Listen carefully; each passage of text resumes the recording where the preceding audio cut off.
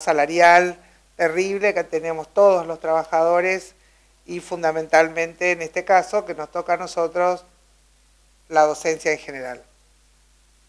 ¿Qué decir de la semana que se va a iniciar? Que tenemos noticias algunas muy tristes, como lo que está pasando en La Rioja, donde el gremio docente base de CETERA se tomó noticias ayer de que hay orden de detención contra los integrantes de la Junta Electoral de la AMP, la Asociación de Maestros y Profesores. Ellos hacen responsable al gobernador de La Rioja de esta situación.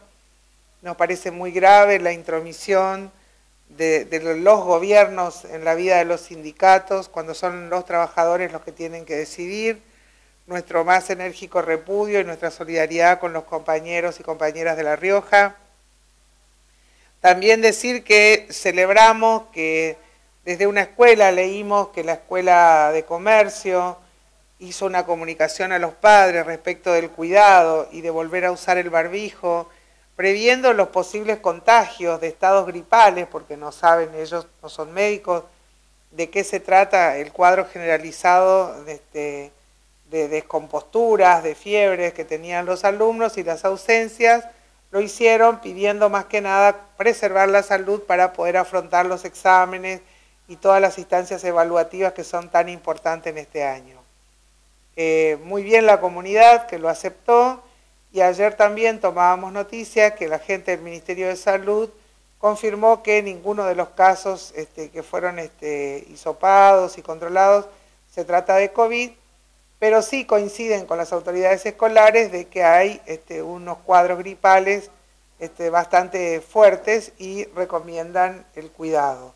Así que nosotros lo hacemos extensivo para todos y para nosotros mismos, volver a usar el barbijo en situaciones o en ambientes con mucha aglomeración, con poca circulación de aire, o nosotros mismos tomar la precaución si es que tenemos un estado febril o gripal. Por último, decir que en esta final del año aparece el famoso PAIR en las escuelas, con todos los conflictos que ello trae. Nosotros en el próximo programa vamos a trabajar el RAM, la primera parte por lo menos, el régimen académico marco, con la profesora Elisa, como lo habíamos prometido en otra oportunidad. El programa siguiente, primera parte del régimen de licencias, y el otro terminaríamos el RAM, y en el otro el régimen de licencias. Sin duda es un año que termina complicado y que parece más complicado también. Sabemos que el 22 de noviembre se va a reunir el Consejo del Salario, muy importante para nosotros porque va a determinar la pauta de cómo va a venir nuestro sueldo para el último tramo y el comienzo del año que viene. Acuérdense que ese Consejo del Salario fijó un salario de 57.900, salario mínimo vital y móvil de 57.900 para noviembre. Esperemos que esta vez estén más acorde a la realidad y lo mejoren notablemente por nosotros y por los planes sociales cuyo monto va automáticamente conectado a este. Bueno, nosotros en el programa anterior, con esto termino nuestra presentación, hablábamos de los funcionarios que no funcionan o que militan para que se le complique mucho más la situación al gobernador. Nosotros hoy le damos la bienvenida al profesor Fernando Colman. Es la primera vez que va a estar frente a cámara, pero ha estado en varias oportunidades como asistente. Él nos va a contar de qué se tratan los traslados interjurisdiccionales. Qué palabra más larga. Así que buenas tardes, bienvenido Fernando.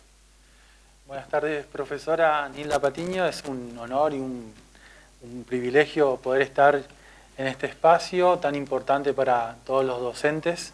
Y sí, así como decías, vamos a conversar un poquito acerca de este caso que se da acá en la provincia de Formosa, que es un traslado interjurisdiccional de una docente que se llama Marta Vides. Bien, vamos a pedirle al operador que nos cuente, que nos vaya poniendo las placas. Ahí está. Bien. La primera placa, ahí vemos que dice que el Consejo Federal de Educación con una resolución número 5508.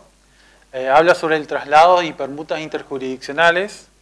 Además, en otra resolución, del Consejo Federal de Educación, la 292/16, habla sobre la responsabilidad de eso que acabás de decir vos, de los funcionarios, la responsabilidad de las autoridades provinciales en concretar los traslados. Acá nosotros tenemos que decir que en el Consejo Federal, recordarle a los colegas, se reúnen los representantes de todas las provincias y establecen estas resoluciones que tienen un rango que por ahí antes no estaba en nuestra pirámide jurídica, pero hoy casi todas las acciones educativas en la provincia se desprenden de esas resoluciones. Así es. Bien. El gremio de docentes autoconvocados lleva adelante el caso de esta docente, como te decía, Marta Vides, quien se encontraba trabajando en la provincia de Chubut y por razones familiares pidió el traslado hacia la provincia de Formosa. Y cabe destacar que el traslado interjurisdiccional es un derecho para aquellos docentes que demuestren una necesidad fehaciente, comprobable, ¿sí?, por el tema de salud, por ejemplo, o si no también por el tema de la unidad familiar, ¿sí? Bien. Volvamos a la placa, por favor. Ahí está. Bien. La señora pidió el traslado para Formosa.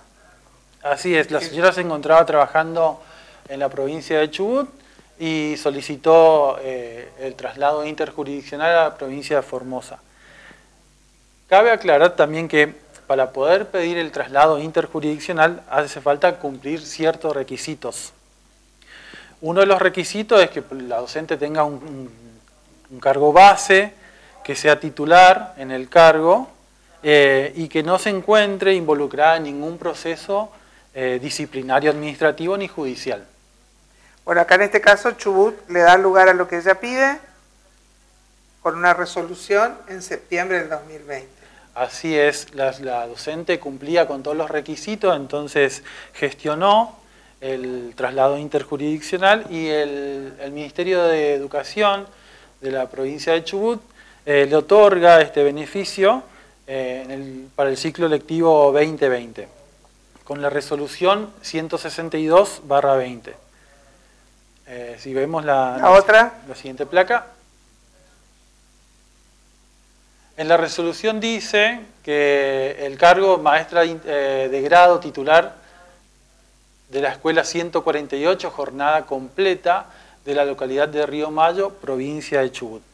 O sea que ella debería ser ubicada en un cargo igual a ese. Exacto. Cuando se le otorga el beneficio del traslado jurisdiccional, ella debe tomar posesión de un cargo igual al que ella estaba cumpliendo en la provincia de Chubut. En este caso era una escuela con jornada completa, entonces el gobierno de la provincia de Formosa debería aceptarla y darle un cargo igual al que ella tenía en la provincia de Chubut. Vamos a la otra placa entonces. Ahí está.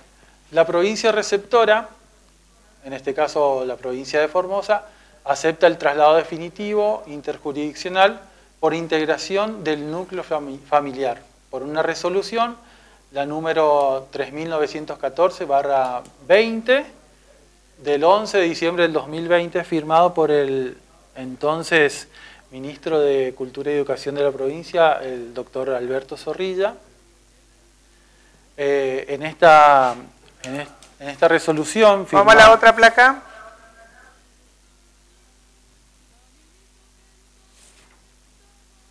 Bien. En la resolución de aceptación de traslado a la provincia de Formosa dice el artículo 3 que se proceda a ubicar interinamente a la docente en cuestión en un cargo del nivel y comunicar a la jurisdicción de origen, en este caso sería la provincia de Chubut, la ubicación asignada y la fecha de toma de posesión de la docente del cargo. Esto no se dio así cuando la docente vino y tenía firmada la resolución del ministro Zorrilla, se comunicó con la delegada de la zona y le dijo que no tenía un cargo para ofrecerle a ella. Mentirosa, le diríamos a esa Claro, delegada. sí. No es la que está actualmente, ¿no? Pero no. Mentirosa. ¿Por qué mentirosa, Fernando? Porque cuando se le otorga el traslado interjurisdiccional a esta docente, la señora Marta Vides, la delegada debe darle la posibilidad de que tome un cargo que sea igual al que ella tenía en la provincia de Chubut y desplaza a la interina de esa escuela que ella elige, la interina con menor puntaje. Exacto. Es así. Y nosotros, para hacerla corta, para no contarle, porque el expediente ya está gordo de todo lo que pasó, le hicieron perder mucho tiempo a la colega.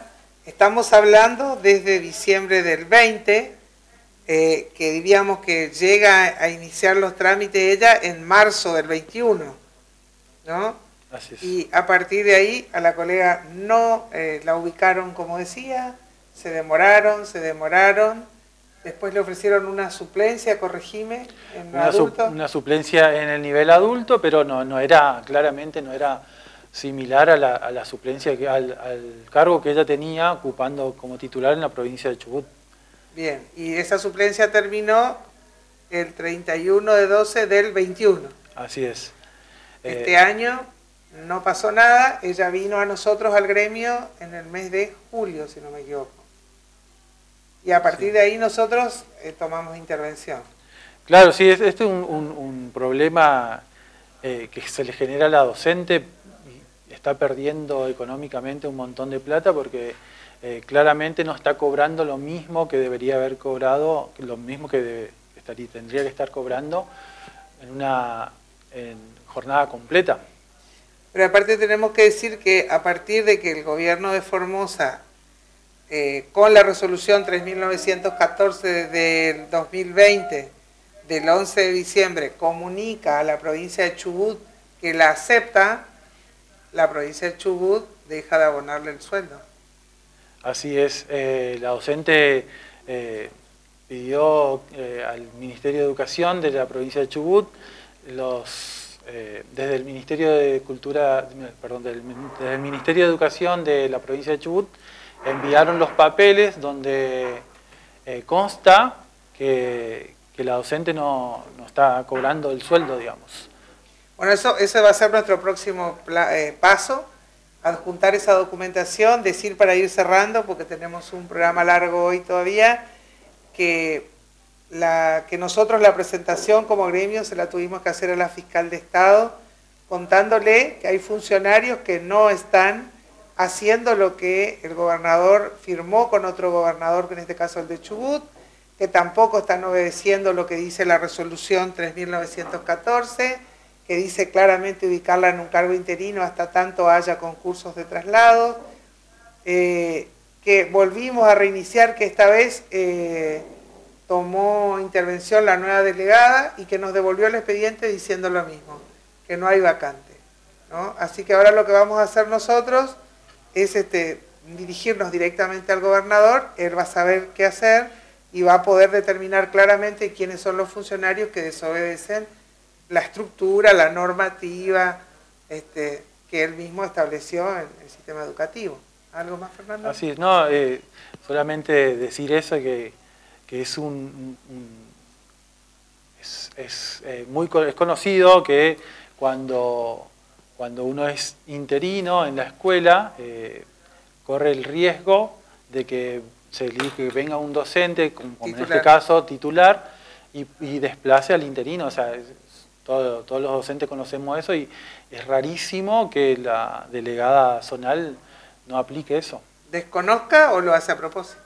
Así es. Bueno, un gran abrazo a la colega Marta Vides, vamos a seguir.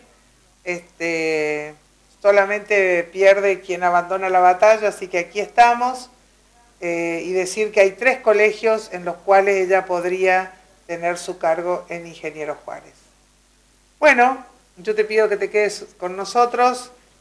Para nosotros es un honor, en Autoconvocados ya la conocemos, porque incluso vino a Formosa a darnos charlas sobre presupuesto educativo. Es una maestra genial. Bueno, yo la quiero, creo que se nota en esta presentación. Ella es Laura Marrone, es reconocida en el ámbito educativo, en la formación docente. Fue también legisladora por la Ciudad de Buenos Aires. Así que le pedimos a quienes están en la cabina que nos conecten al Zoom. Laura nos va a presentar un libro que se llama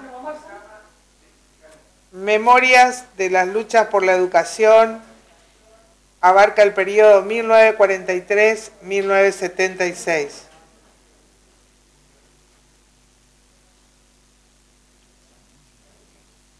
Laura, ¿estás ahí? Qué lindo decir eso, ¿eh? No se escucha.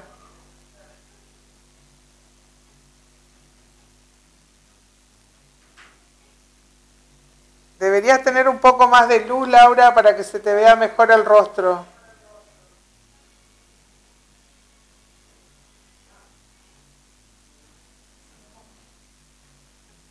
¿O vamos a una pausa y solucionamos la cuestión técnica? Ustedes dicen.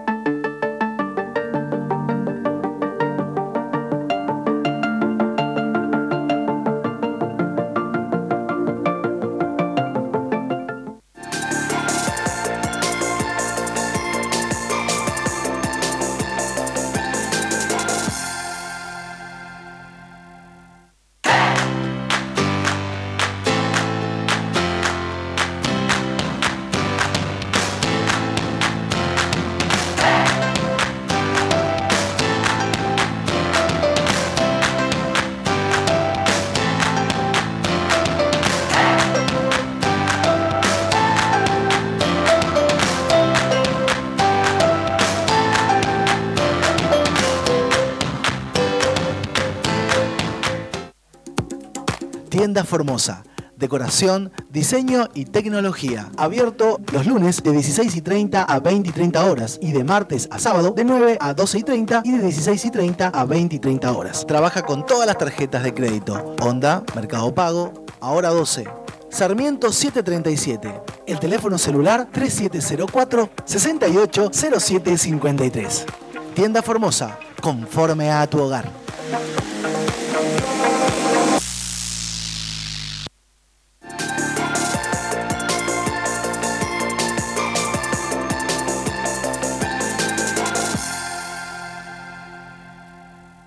Hola, estamos de vuelta. Creo que ya se solucionó la cuestión técnica. Laura, ¿estás ahí? Sí, yo estoy ahí. ¿Vos? Acá estamos. Ahora sí, ahora se te ve Bueno, mejor. al fin. Bueno, Viva la tecnología. eso. Bueno, contarle a las compañeras, a los compañeros que están mirando, o a los que van a ver después la repetición, que te pedimos que hicieras un lugarcito en tu agenda para contarnos de este libro tan valioso que recoge las luchas de la educación entre 1943 y 1976. Así que yo te dejo a vos, tenés toda la palabra, el tiempo para que vos nos cuentes. Después te preguntamos. Bueno, y decirle en primer lugar, decirle a los compañeros que están escuchando que vayan escribiendo las preguntas en el chat. Sí. Bueno, en primer lugar, muy agradecida de esta oportunidad que me das, Nilda y Patitucci, para poder promocionar mi libro, presentarlo. Para mí es un honor poder compartir con ustedes un colectivo que yo respeto muchísimo, que he visitado y que sigo a veces por las redes, por su trabajo consecuente en defensa de la educación pública y los derechos de los trabajadores de la educación. Bueno, te cuento, Nilda, y a tu querida audiencia, docentes de Formosa en general, que este libro es un legado que he hecho en pandemia, porque la pandemia para algunas cosas sirvió, por ejemplo, yo para sentarme y escribir.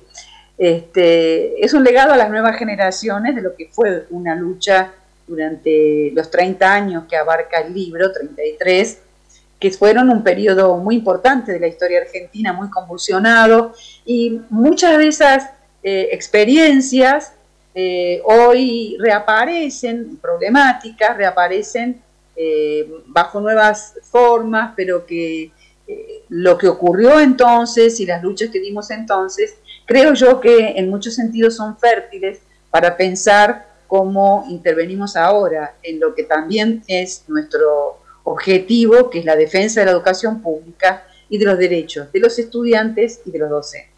Bueno, este es un libro que tiene la particularidad, según dice mi prologuista, que es un historiador joven, valoro muchísimo su aporte, él rescata como un libro que aporta en la historiografía de la historia de la educación el cruce entre las luchas estudiantiles y docentes, porque hay trabajos de memoria que recuperan luchas estudiantiles sobre todo, pero pocas han cruzado los dos actores en defensa de la educación, o creo yo que no, ninguna, y que además tengo un trabajo muy especial sobre el gremio docente, al cual por supuesto pertenezco, y que como gremio de mujeres tuvo poco trabajo historiográfico en las últimas décadas. Mi trabajo además tributa, digamos, a la gente que es a la que pertenezco, que intervino en este proceso desde un lugar, que es la corriente morenista. Es una corriente política que se reivindica socialista y que intervino sin tener hegemonía, es una corriente que no fue hegemónica, pero yo considero que sus aportes, sus miradas, siguen siendo fértiles para pensarnos hoy la educación. El libro tiene 6 capítulos centrales y un anexo en cifras, la educación en cifras. Los 6 capítulos comienzan con un marco internacional que corresponde justamente al esfuerzo por tratar de entender nuestro lugar en el mundo y el lugar que la educación tiene desde las demandas, que el propio sistema capitalista en el cual estamos inmersos pretende que la educación corresponda según determinados requerimientos del sistema productivo y del sistema de dominación. Entonces, el libro parte de ese marco internacional y a su vez pone en juego las luchas a nivel internacional que en ese momento se dieron y que también van a inundar e influir en la realidad política de nuestro país. En el caso de, a ver si me permitís, hacer una pequeña, compartir un poquito, gracias al esfuerzo que ha hecho tu hija, que me ha ayudado muchísimo a compartir un PowerPoint que armamos sobre, a ver si lo puedo hacer, si está bien, si lo puedo hacer bien, y si no lo haré sin Power, porque siempre los aspectos técnicos a veces nos cuestan un poquito resolverlos, a pesar de la buena voluntad de la juventud que nos ayuda a encarar estas cosas.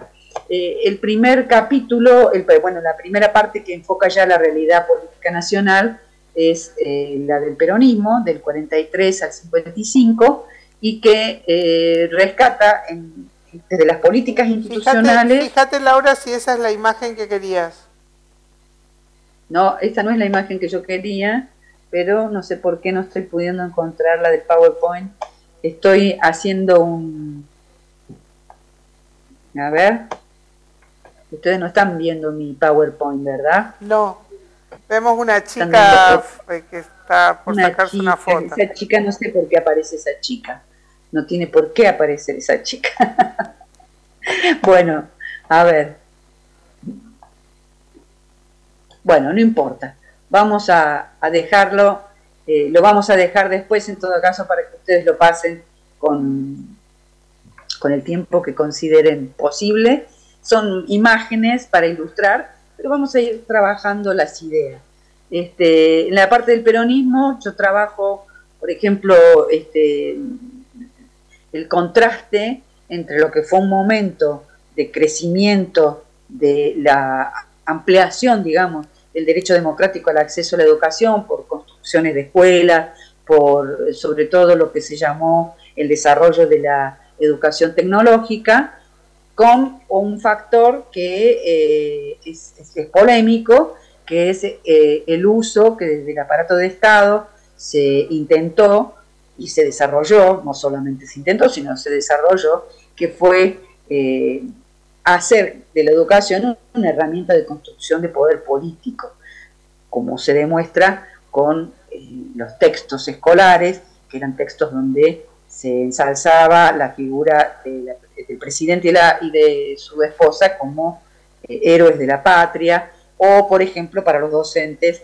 el estatuto del docente peronista, que había que desarrollar la justicia, la doctrina justicialista en las escuelas y ser justicialista para poder ser un buen docente. Entonces yo voy trabajando esos elementos contradictorios de ampliación de derechos, que fue un periodo donde no solamente a nivel de educación, sino a nivel de la clase trabajadora hubo una ampliación de derechos, hubo conquistas de derechos, de salario, de jubilación, de vacaciones, y a su vez este elemento contradictorio en la educación. Dime.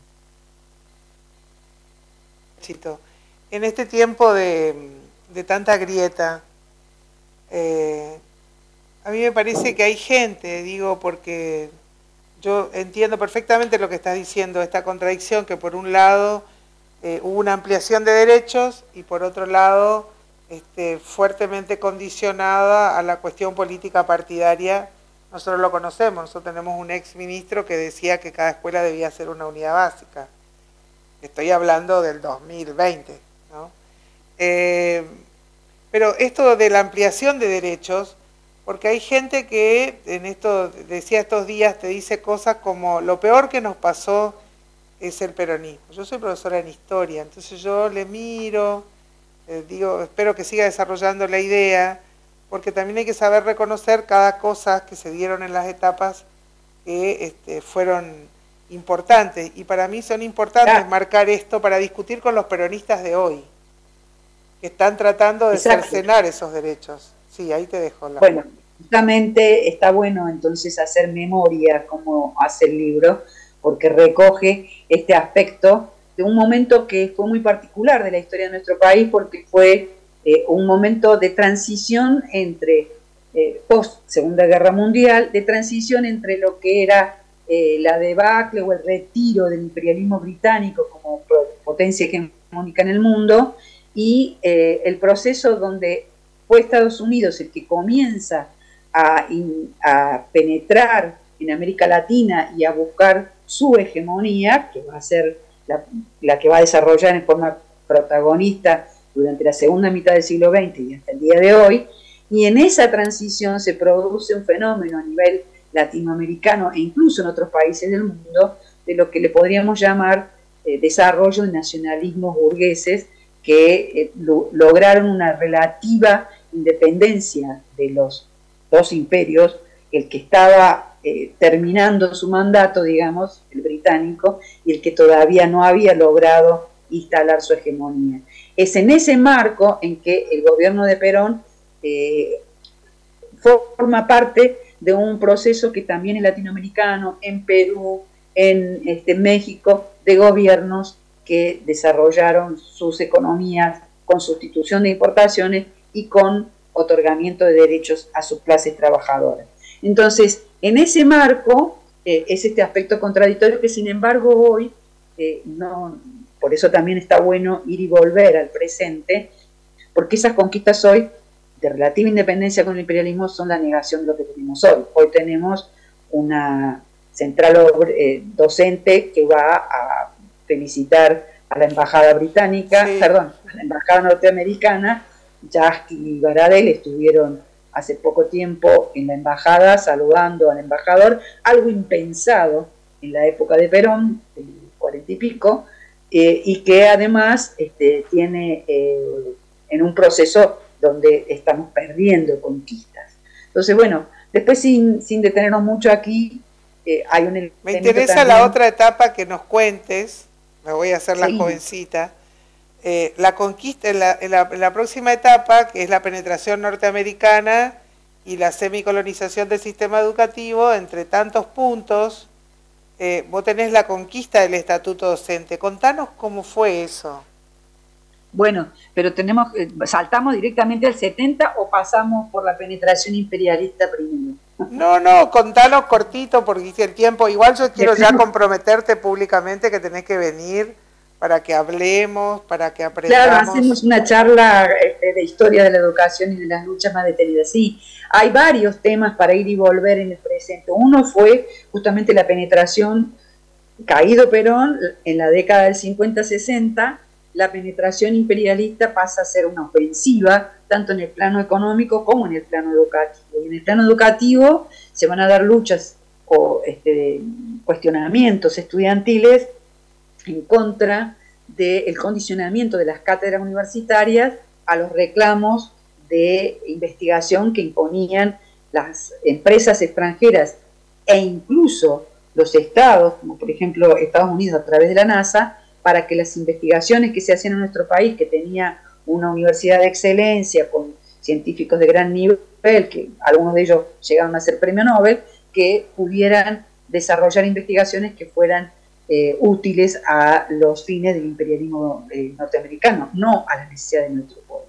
Esa fue también una resistencia que juega con cuestiones que se nos presentan hoy, porque hoy tenemos cátedras universitarias que están siendo financiadas por Monsanto o por la Barrick-Gold en la precordillera, para que sus conocimientos no sean públicos, sino que sean al servicio de las necesidades empresariales. Insumos de esas empresas.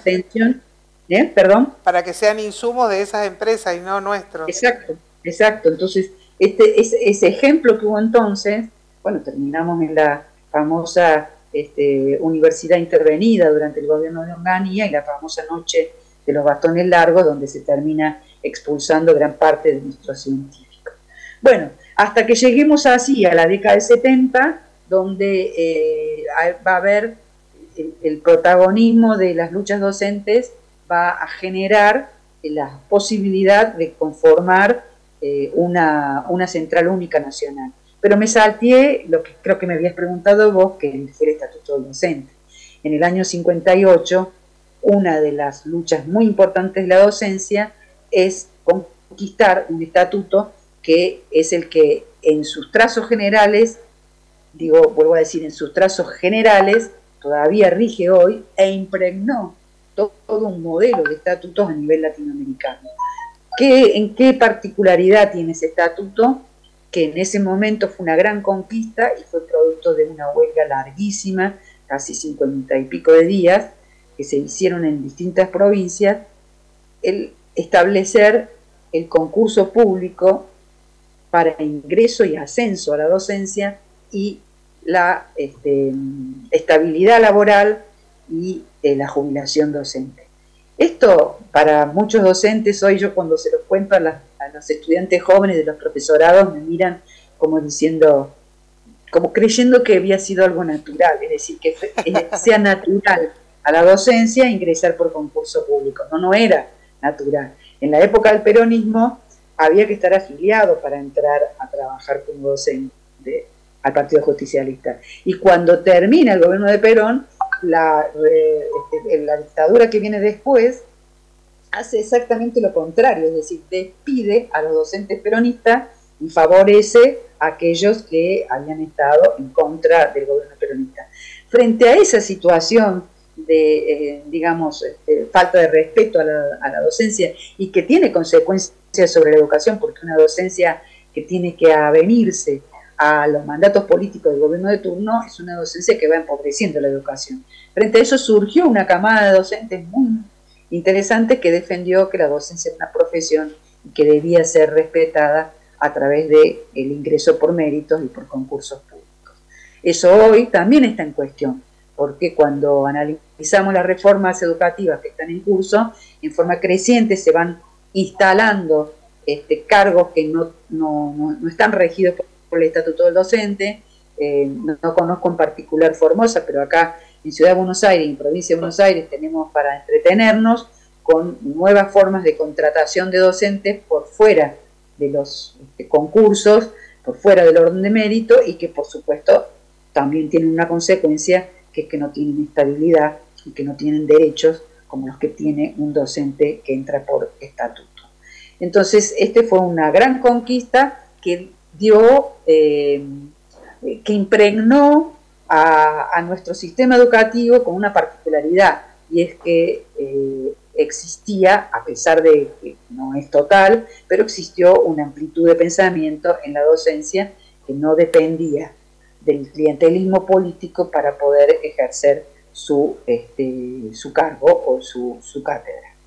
Y después podemos seguir conversando mucho sobre lo que fue la lucha contra la reforma educativa de Astilleta Viñone, que en la década del 70, fines del 60 y principios del 70, fue el sustrato que permitió fortalecer una lucha gremial que va a concluir en el surgimiento de la CTR. Poco se conoce de esta reforma, pero es una reforma que pretendía, una reforma que unió luchas estudiantiles y docentes. Pretendía la reducción de la escuela primaria a 5 años y la creación de una escuela intermedia que supuestamente era previa a una especie de media superior. ¿Cuál era bueno, en ese proceso me inicié yo a la lucha docente, cuál era, primero estudiantil y después docente, cuál era el problema que esta reducción de la jornada de la escuela primaria significaba, que en muchas localidades... Sí, te escucho. A mí me gustaría que además del libro vos nos cuentes en qué momento vos empezás a militar. Yo quiero decirle a los que no saben, porque ya tengo claro que tenés que venir a contarnos y a presentar el libro, Laura fue mi primer contacto con la lucha docente. Yo fui a la casa de Laura, sus niños eran pequeños, y conocí ahí el sindicalismo docente combativo, de ahí era la lista naranja, de ahí que el naranja me guste tanto y que hoy sea el color de autoconvocados, ¿no? Así que me gustaría que cuentes, porque yo creo que en esta historia en algún momento entra Laura a construir parte de las conquistas docentes, aunque vos mismo lo decís, no estabas en un sector hegemónico, poderoso, como tampoco estamos nosotros desde autoconvocados, pero incidimos y, como dice esa historia del colibrí, hacemos nuestra parte en la historia. Bueno, sí, ahí yo primero inicio en la lucha estudiantil. Yo soy hija del post-cordobazo, de esa juventud universitaria que descubre en la clase obrera cordobesa la fuerza social para un cambio social. Para mí, que venía de la clase media y que tenía un futuro tranquilo, descubrir a esa clase obrera que salía a las calles y reclamaba por sus derechos, fue todo un sacudón de mi comodidad social, y de comprender además que esa era la potencialidad para un cambio que permitiera terminar con las injusticias que se estaban viviendo en ese momento. Y en ese marco empiezo mi lucha en el movimiento estudiantil contra lo que se llamaba el limitacionismo, los exámenes de ingreso que limitaban el cupo de ingreso. Nosotros tenemos un primer triunfo en el movimiento estudiantil cordobés, que fue derogar los exámenes de ingreso. Luego eso se extendió a otras provincias, por ejemplo, fue una de las bases de lo que se llamó el Mendozazo, que fue una lucha estudiantil, docente y obrera parecida a la del Cordobazo, que también reclamaba por la anulación de los exámenes de ingresos restrictivos. Y después me inicio en la docencia en el marco de esta lucha contra el plan Astigueta que yo te decía, y que porque el plan Astigueta suponía la reducción de la escuela primaria, y para muchos niños iba a ser la reducción de 2 años porque no había escuela media o intermedia en sus localidades. Y el propósito era empezar a direccionar que no todas las escuelas medias fueran medias, es decir, que supusieran el posible ingreso en estudio superior. Esto es muy importante que las nuevas generaciones lo conozcan, porque hace parte de una batalla que estamos dando en Ciudad de Buenos Aires contra la famosa Escuela Secundaria del Futuro, que quiso, o está en bandeja, digamos, con los planes del PRO, que es que no todas las escuelas medias habiliten para estudios superiores, sino que algunas vayan direccionando hacia la formación en oficios o técnicas, pero que vayan limpiando el panorama. Bueno, en ese marco surgieron sindicatos provinciales con un perfil sumamente democrático, como fue, por ejemplo, AUDEC en Capital Federal, o CEPAC en Córdoba, o SINTER en Santa Fe, que tenían un modelo de trabajo muy democrático, con asambleas, con mandato de base para poder desarrollar sus propuestas, y se fortalecieron otros. Yo pertenecí a UEPC, la Unión de Educadores de la Provincia de Córdoba, que era un sindicato mayoritario que tenía una afiliación muy masiva, una cosa rara en la docencia en ese momento, que en la mayoría de los lugares todavía algunos no había o eran muy incipientes. Y en ese marco se forma la CETERA, que fue una gran conquista, que era la unidad de la docencia a nivel nacional. Pero una CETERA que no tiene nada que ver con la CETERA que tenemos ahora.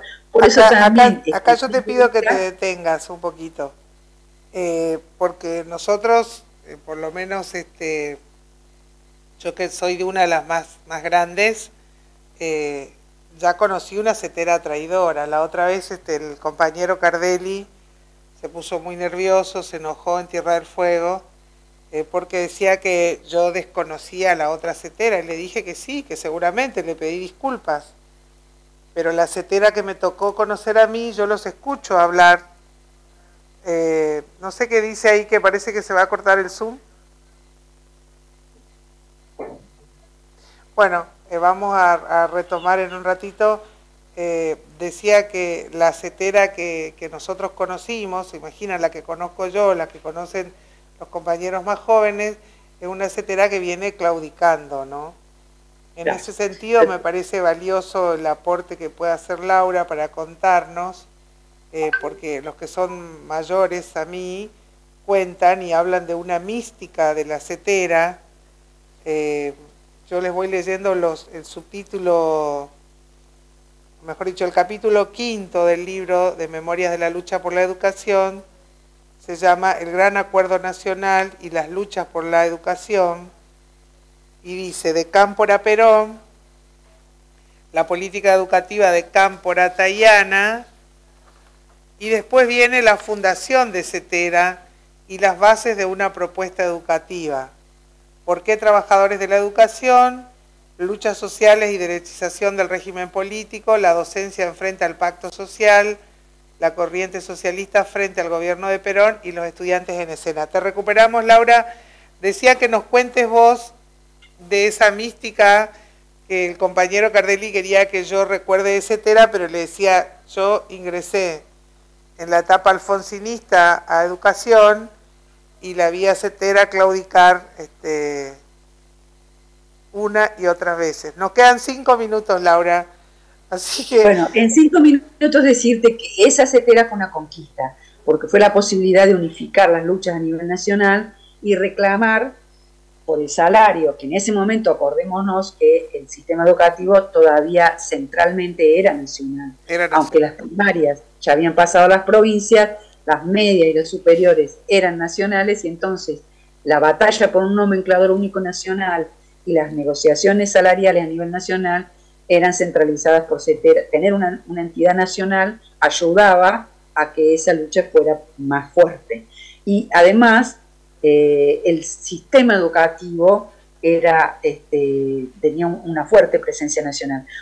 Después, con las transferencias de las escuelas en el gobierno menemista, ya la estructura del sistema educativo pasó a ser provincial centralmente, y el Ministerio de Educación simplemente administra programas, pero no tiene ni la capacidad de negociación salarial real, porque se negocia en la provincia, ni un sistema educativo nacional. Está todo muy federalizado, pero federalizado en un sentido de las responsabilidades, no de la subvención, que es lo que nosotros estamos reclamando del Estado Nacional. Entonces, en ese marco, Cetera, la conducción de Cetera de las décadas posteriores a la burocratización de Cetera, que fue a partir de la derrota de la huelga del 88, motivo de otro libro, cambia los estatutos y a su vez cambia la política, incluso educativa. Porque en la Cetera de los 70, como yo lo desarrollo con mucha minuciosidad, tenía un programa que combatía la educación privada, cuestión que después la Cetera abandona, porque forma la actual dirección de Cetera, desde los 90 a la parte, deja de levantar un reclamo que tenía la Cetera, que era que el sistema educativo fuera estatal y que por lo tanto no se subsidiara la educación privada. Hoy se subsidia la educación privada y a su vez la Cetera no lo cuestiona. Y además venimos de tener desde el mes de mayo conflictos provinciales, y desde los últimos años conflictos provinciales que se desangran en reclamos propios y que no tienen una coordinación nacional, porque Cetera dejó de cumplir ese papel de unidad del gremio a nivel nacional. Claro. Cambió su estatuto y cambió su política. Cambió su política fundamentalmente, y yo trataba de que el compañero Cardelli entienda, pero después dije, ni él me va a entender, ni yo creo que lo voy a terminar de entendiendo, porque no viví ese proceso, porque me cuesta entender. Por eso creo que tu libro es un aporte muy valioso, porque uno puede leer historia, pero leer un libro que le ponga el enfoque, la mirada en las luchas docentes y estudiantiles es una necesidad. Yo diría que sigas, que tiene que haber una segunda parte, para no quedarnos. Yo todavía no lo leí, te digo la verdad, lo empezó a leer otra compañera, pero prometo leerlo en estas vacaciones, y fundamentalmente decir que lo que vos contabas, qué importante era que existiera la Cetera, porque era la que iba a unificar, y hoy, a pesar de ser el gremio con entidad de base en cada una de las provincias, no unifica. No, porque es una política. Claro, ayer nos enteramos, y lo decía yo al inicio del programa, que la Junta Electoral del gremio base de Cetera en La Rioja tiene orden de detención. La Cetera esa que a mí me cuentan de los años 70 estaría llamando a un paro general por lo que le están haciendo a los compañeros de ahí, o estaría acompañando los procesos de lucha que se están dando por salario en las provincias, ¿no? Pero no existe esa Cetera, y vemos a los gobiernos no solo absolutamente oficialista, no importa cuál sea el color del chaleco político del gobierno, sino, como vos decías, hasta sacándose una foto y uno dice, ¿con qué necesidad? Con el embajador yanqui, ¿no? Justamente, Nilda, como vos decís, uno de los motivos por los cuales se transfirieron los sistemas educativos a las provincias tuvo un propósito económico, que otro día lo analizamos, y un propósito político, que fue desarticular al gremio docente, que su unidad a nivel nacional hacía tambalear gobiernos. Claro, yo creo que eso a mí por lo menos me quedó más claro que después de la última gran huelga nacional que fue en el periodo de Alfonsín, hubo que desarticular toda posibilidad de articulación nacional, ¿no? Así es. Y vino el representante del FMI a la Argentina, Cambesius, a decirle a Alfonsín, desactiva ese gremio. Claro. Bueno, no sé, creo que estamos en tiempo, pero quiero decirte que bueno, que nosotros celebramos esta posibilidad y que ojalá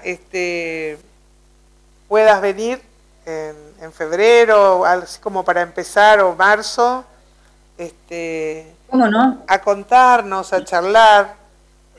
Y ahí vamos a usar el hermoso PowerPoint que me hizo Lucila. Bueno, yo te cuento que algunas imágenes Patitucci logró ponerla al final. ¿Ah, sí? Sí, bueno, sí. Regio. La vas a ver cuando veas de vuelta el programa. Bueno, decirte que hace falta esto.